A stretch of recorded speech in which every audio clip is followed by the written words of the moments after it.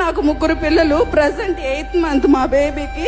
నేను ఎందువల్ల ఇంత ఎమోషనల్ అవుతున్నానంటే, ఒక 3 ఆడపిల్లలు అనేసరికి సమాజంలో కానీ ఇంట్లో కానీ పనిచేసే చోట కానీ చాలా ఒక చులకన భావం, లేదంటే ఏదైనా జాలి ఏదో అనొచ్చు.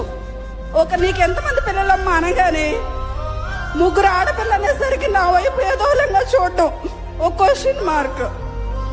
కానీ నా భర్త నేను మేమేం అనుకోవట్లేదు.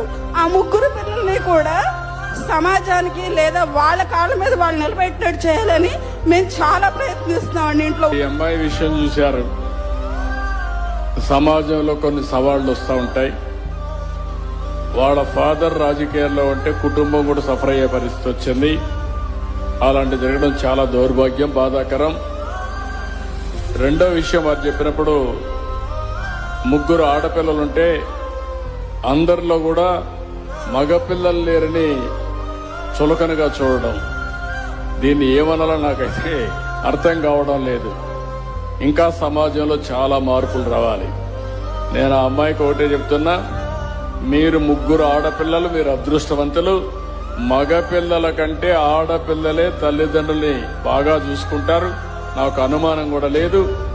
ఈరోజు మగపిల్లల కంటే ఆడపిల్లలకే భవిష్యత్తు బ్రహ్మాండంగా ఉంటుంది, దాంట్లో కూడా అనుమానం లేదు. నువ్వు ఒక రోజున గర్వపడతావమ్మా. ఈ రోజు నేను చెప్పిన విషయం గుర్తుపెట్టుకో, you will be very happy.